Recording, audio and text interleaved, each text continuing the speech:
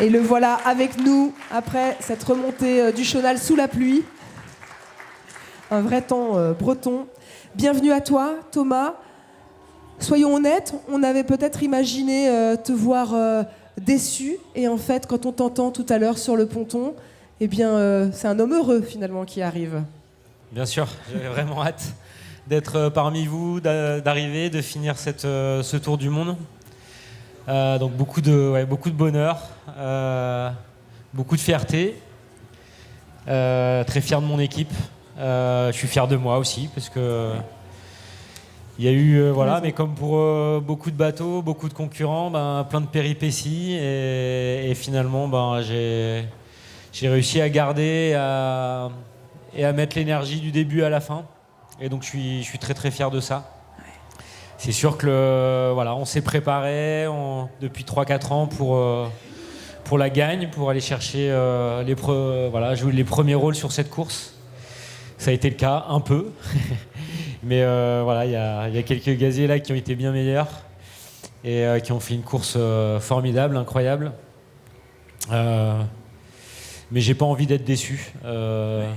J'ai pas envie d'avoir d'amertume. Parce que je sais qu'avec l'équipe, on a tout donné pour faire un magnifique bateau qui m'a donné beaucoup de plaisir sur l'eau, qui m'a fait de temps en temps quelques crasses aussi. Mais au final, je suis fier de cette course et il y a eu beaucoup d'émotions. Ça a été dur. Il y a eu des moments de grâce. Il y a plein de choses qui se sont passées pendant ce Tour du Monde. C'est ce que je retiendrai. Voilà, c'est pas la place qu'on espérait. On m'avait dit je finirais 7e au départ, j'aurais pas signé, j'aurais été con. Au final, je regrette rien et je suis content d'être là aujourd'hui parmi vous après un joli tour du monde. Et nous, on est contents de te recevoir, évidemment, de t'accueillir, Thomas. À quel moment tu arrives finalement à switcher justement ce mental, de passer de la déception au fait d'être malgré tout heureux? Ce qui est bien, c'est que c'est une course qui est longue. Et donc on a le temps de faire le deuil de certains trucs et puis de se remobiliser et de passer à autre chose. C'est pas tout le temps facile. Il y a eu plusieurs épisodes, il y a eu des choix délicats au début de l'Indien. Avec cette fameuse dépression qui emmène Charlie en début de Pacifique avec beaucoup d'avance. Mais bon, c'est un choix, même après coup, que je regrette pas parce que pour moi, à ce moment-là, c'était le choix qu'il fallait faire pour me préserver le bateau, en me disant qu'il y aurait plein d'opportunités de recoller. Ça n'a pas été vraiment le cas. Après... les 3 marins de devant, les 6 marins devant ont navigué de manière exceptionnelle. Et je pense que c'est aussi ce qui différencie le Vendée Globe que j'ai vécu en 2020 et celui-là. Ouais. C'est que le niveau de jeu, l'intensité, le niveau des bateaux, le niveau des équipes, des marins a pris un énorme cran. Ça n'a pas du tout levé le pied. Pas du tout. Ça a été pied au plancher du début à la fin. Donc bravo surtout au podium à Charlie, Johan et Seb qui ont fait une course magistrale. Voilà, j'aurais bien aimé jouer un peu plus avec eux, mais c'est comme ça, j'ai fait ma course. Après les cartes météo qu'on m'a données, elles n'ont pas toujours été faciles. J'ai essayé de composer avec ça. Comme je disais, c'est une course qui est longue et on a le temps de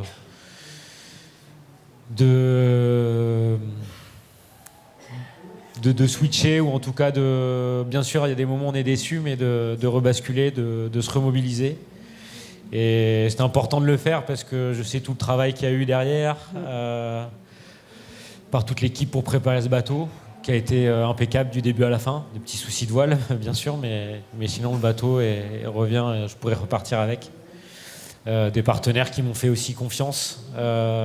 Advance, un beau projet aussi vulnérable autour de tout ça. Et donc c'est aussi ça, moi, qui m'a permis de garder, d'essayer de garder la bonne énergie jusqu'au bout. Et c'est vrai que la métaphore, en tout cas ce qu'a dit Nico sur le podium tout à l'heure, j'ai bien aimé d'essayer de voir le verre à moitié plein plutôt qu'à moitié vide, c'est toute la difficulté d'une course comme celle-là. Voilà. Et justement, tu parlais de ton bateau, il revient dans quel état ? Il y a ce que tu nous as partagé, évidemment, parmi les avaries, mais est-ce qu'il y a des choses peut-être que tu nous avais pas dit et qu'il serait temps de partager ? Non, je ne suis pas du genre à planquer ou à cacher les problèmes du bord. J'en ai parlé pendant la course.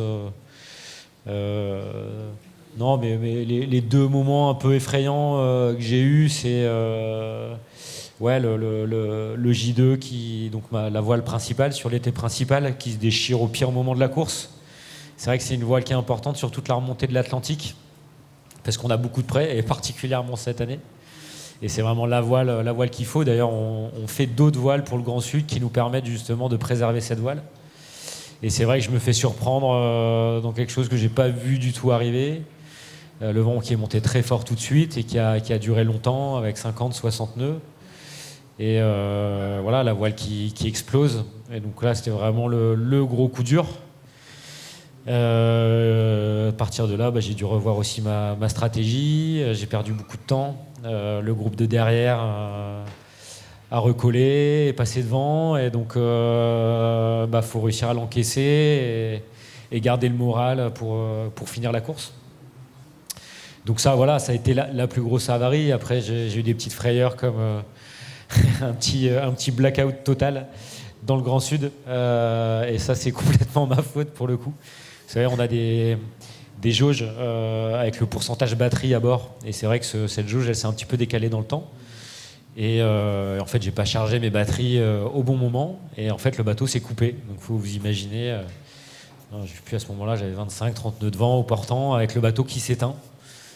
Pas mal de lumière, on a des écrans partout, on navigue beaucoup avec les chiffres, avec nos écrans, et puis d'un coup, plus rien. Le bateau qui lâche la barre. Donc là, tu comprends vite que ça va être compliqué. Et donc j'ai dû barrer, je crois, 2 heures avec les hydrogénératrices dans l'eau pour remettre des ampères dans les batteries et pouvoir rallumer tout ça. Et donc ça, c'était un épisode compliqué, parce que tu barres aux sensations.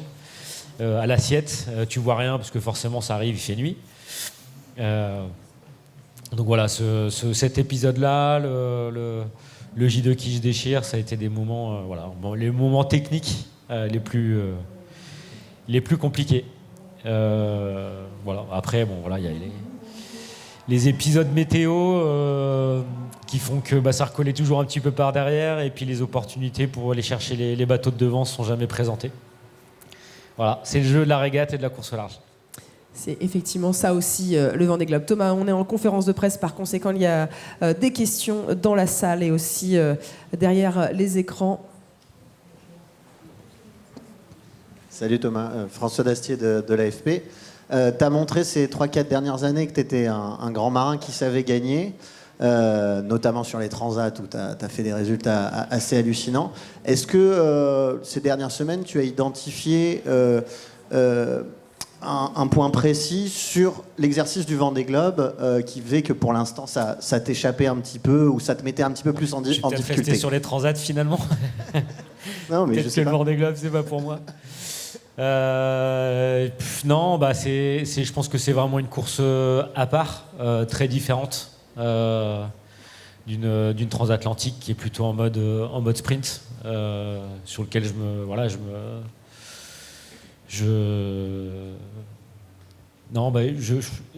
c'est pas évident de répondre. C'est juste un événement qui est pas comme les autres, qui est complètement décalé par rapport à ce qu'on a l'habitude de faire, même si on s'entraîne sur les transats, même si c'est les transats qui nous qualifient et que ça fait partie du circuit. Un Vendée Globe, on sait jamais ce qui peut se passer, et voilà, c'est une course qui est hors norme. Et je pense que c'est pour ça aussi que je suis pas déçu et que finalement c'est juste de finir déjà une course comme ça, c'est déjà une belle victoire, même si quand on part et quand on se prépare, en tout cas nous là dans l'équipe, on s'était préparé pour un autre résultat que celui-là. Et on n'a pas le droit d'être déçu en fait. On a déjà la chance de pouvoir partir sur ces courses-là, de naviguer sur des mers magiques, de vivre des moments d'exception. Donc voilà. Merci.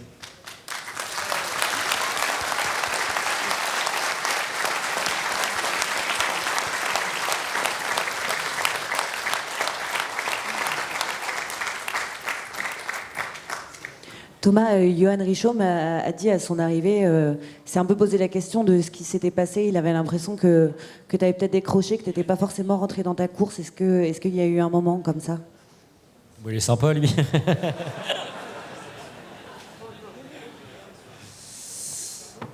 Non, je n'ai pas eu de mal. C'est moi qui passe l'équateur en premier, il me semble, en plus. Donc,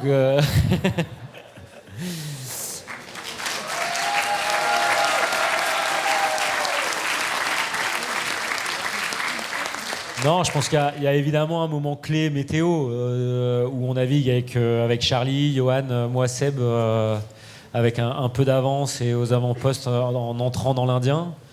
Je ne sais plus sur quelle situation météo. Moi, je suis un tout petit peu en arrière de ce groupe-là, je crois une trentaine de milles. Et c'est là que les choix se font sur la route sud ou bifurquer vers le nord et perdre 300-400 milles. Mais pour pas éviter de se retrouver dans une situation compliquée et en mauvaise posture. Je pense que ces 30-40 000, en fait, ils sont extrêmement importants pour la suite et pour le choix. Et c'est là où Charlie et Seb le jouent super bien.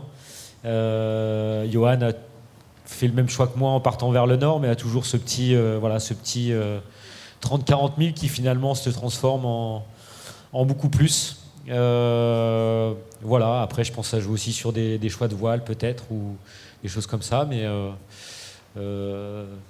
voilà, non, j'étais dans ma course et j'ai pas arrêté de mettre l'énergie, en tout cas j'ai essayé de la mettre. Voilà, mais j'en discuterai avec Johan sinon.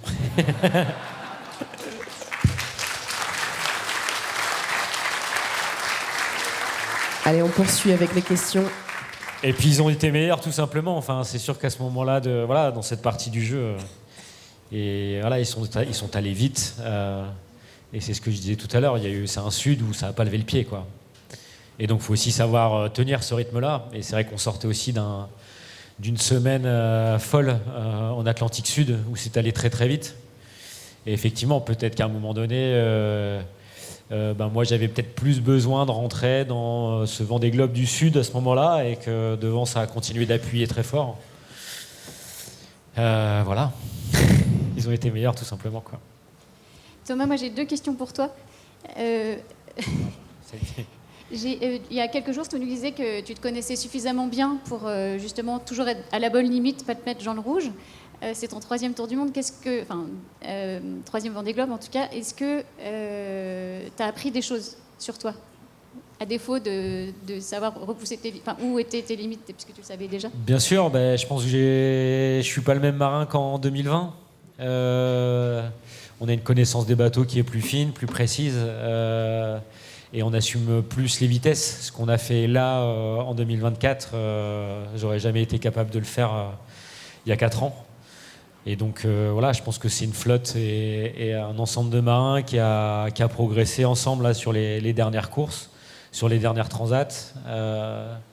Et donc voilà, après c'est sûr que je me suis jamais mis dans le rouge vraiment.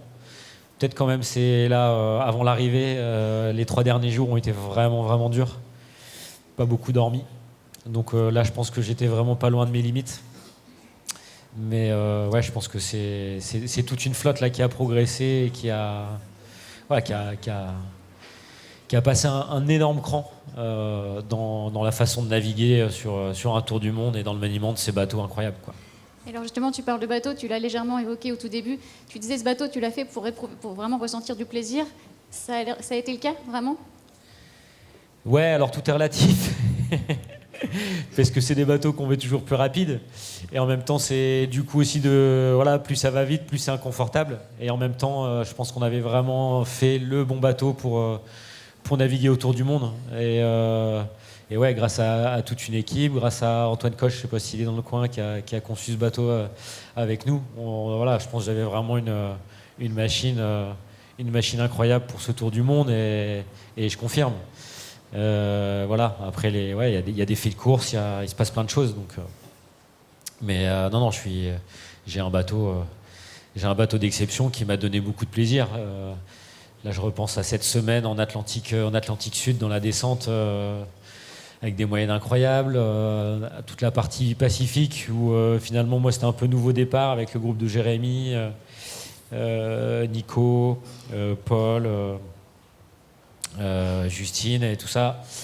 Et finalement, j'arrive à faire marcher le bateau comme jamais. Et là, je sais que j'ai vraiment un bateau de sud. Et là, j'ai vraiment pris beaucoup de plaisir sur toute cette partie-là, à la fois en trajectoire et en utilisation du bateau. Et ça jusqu'au Cap Horn. Voilà, donc ouais, je pense que c'est une très très belle machine. Ouais. Thomas, tu le disais, c'est une course qui est longue, on a le temps de réfléchir. Est-ce que tu as pris le temps aussi du coup de réfléchir à l'idée de revenir dans 4 ans et remettre l'église au centre du village ? Je pense que c'est pas une question auquel il faut répondre tout de suite, surtout pas. Bon, la question se posera bien sûr, mais j'ai pas la réponse. J'ai pas la réponse. Si tu me posais la question au départ, j'aurais dit non, je reviendrai pas, ça sera le dernier. Et en même temps, j'aime tellement être en mer et naviguer sur ces machines et régater avec voilà, une flotte incroyable de 40 bateaux. C'est tout simplement c'est ce que j'aime. Donc pourquoi il faut s'arrêter, pourquoi il faut continuer, je sais pas, est-ce que les 3 premières viennent déjà dans 4 ans? Ça, j'aimerais bien savoir aussi pour répondre à la question. Voilà, il faut que je pose la question à mes enfants, à mes proches, mon entourage, à l'équipe, Alexandre aussi, qui me suit depuis de nombreuses années avec Advance. Voilà, c'est des réflexions que je peux pas avoir tout seul, je pense. J'ai une partie, voilà, c'est moi qui dois apporter une partie de la réponse, mais je peux pas le faire tout seul. Il faut vraiment avoir une envie viscérale d'y aller, sinon c'est pas la peine. Et ça, aujourd'hui, je sais pas encore. Et j'ai pas du tout envie de me poser la question trop vite et ni d'y répondre là maintenant, quoi. Thomas, bonjour. Jean-Marc De Vries pour 52-62. Justement, pour rebondir un peu sur cette question, tu as lancé comme un projet en équipage avec un bateau en construction et avec ce Ocean Race au bout. Donc, est-ce que c'est toujours d'actualité? Puis j'aurais d'autres questions liées à ça. Bien sûr, plus que jamais. Ça fait une quinzaine d'années maintenant que je fais exclusivement. Il y a des courses en double. Bien sûr, il y a eu quelques courses en équipage. Mais j'ai fait énormément de solitaire. Et je savais déjà avant de partir sur ce Vendée Globe-là que j'avais aussi besoin d'aller chercher quelque chose de différent, de nouveau, peut-être plus de partage. Et c'est vrai que voilà, les expériences avec Morgan notamment, qu'on a eu sur l'Ocean Race Europe il y a 2-3 ans, sur les Jacques Vabre, elles m'ont donné énormément de plaisir. Et de naviguer avec d'autres marins, je pense que c'est important aussi. Et donc cette petite pause, ou en tout cas de se recentrer sur de la course plus équipage, moi elle va me faire beaucoup de bien aussi. Et j'ai hâte, parce que ça va être quelque chose qu'on ne connaît pas, avec toute l'équipe, que je connais pas bien, parce que je suis un spécialiste du solo. Et donc, j'ai hâte en fait déjà de pouvoir tourner autour du monde avec escale, de s'arrêter aussi et de partager avec un groupe. Je pense que c'est un super défi. Et voilà, c'est ce qui nous attend là sur les 2 prochaines années. Alors justement, il y a une nouvelle course IBOCA qui va voir le jour dans ta région, justement. C'est qui part de Boulogne. Qui part de Boulogne, c'est la course des Caps, qui fera le tour des îles Britanniques. Est-ce que tu penses y participer? Oui, bien sûr. Ça va être le début du cycle, justement, équipage qu'on s'est fixé. Et ça va être un peu la régate d'ouverture pour tout ce cycle équipage. Et je suis content parce que ça part de chez moi. Enfin, pas tout à fait. Je suis 5-9 moi, pas 6-2, attention, mais ça part quand même de la région des Hauts-de-France. Et donc ça va être super. Tour des îles Britanniques, ça a été une course mythique à l'époque qui revient. Ça va être une course dure et qu'on va faire en équipe. Donc voilà. Allez, une dernière question dans la salle. Avant la course, tu n'étais pas seulement marin, tu étais aussi à l'origine d'un projet assez inédit, une écurie de course au large avec 2 bateaux inscrits sur le Vendée Globe. Vous nous avez tous les 2 plutôt vendu pas mal de rêves. Il y a notamment une période où vous étiez tous les 2 en tête. Sam devra arriver dans quelques heures. Est-ce que tu peux déjà nous parler un petit peu, faire un premier bilan de cette expérience à 2 bateaux sur le même Vendée Globe? On s'imagine que vous êtes parlé, que vous avez régaté, que vous êtes bagarré. Enfin, voilà. Bah, ça a été un partage assez unique, une première, je pense, dans la façon de faire de la course au large, très riche dans la mutualisation à la fois des coûts, de l'énergie, de la matière grise. C'était un vrai partage de marins avec Sam. Moi, ça m'a beaucoup aidé à me préparer pour ce tour du monde, mais aussi pour les 2 ans qu'on vient de faire avec Sam, qui a été en tête du championnat IMOCA, on a trusté tous les podiums sur l'ensemble des courses, et je pense que c'est grâce aussi à cette association qu'on a réussi à mettre en place. C'est pas des associations faciles à faire, parce que faut avoir envie, il faut bien fixer les règles, et ça a été fait vraiment à livre ouvert avec Sam, et donc ça a été une expérience riche. Je suis un peu déçu pour Sam, parce qu'il se battait vraiment fort pour aller chercher cette 4e place, mais c'est comme ça. On a tous eu nos lots de galères et d'avaries. C'est pas arrivé au bon moment pour Sam, et voilà, mais il arrive. J'espère qu'il va réussir à passer je sais pas, d'ailleurs on a des news un peu là, il arrive à rentrer dans le chenal, ou non, ça va pas. Je crois que c'est un peu limite. C'est un peu limite, effectivement. A priori, il rentrera cette nuit, vers minuit, dans le chenal. Son arrivée, et ravi de l'accueillir. Bon, je suis quand même content d'arriver devant, hein. Faut pas se mentir. Quand même. On est potes, mais quand même. Et effectivement, Sam Goodchild qui rentrera dans le chenal vers minuit, puisqu'il va franchir la ligne ce soir. Allez, une dernière question peut-être. Ouais, salut Thomas, on a quelques questions à distance. On a des questions sur ta participation en 2028, mais on a déjà entendu ta réponse sur le sujet. On a simplement Raphaël sur le sujet qui nous dit que parfois, on dit souvent que le prochain Vendée Globe commence déjà à se préparer sur la remontée de l'Atlantique.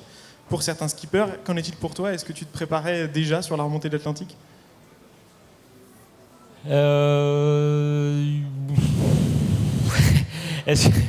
Est-ce que je pense à mon Vendée Globe 2028 sur la remontée de l'Atlantique? Non.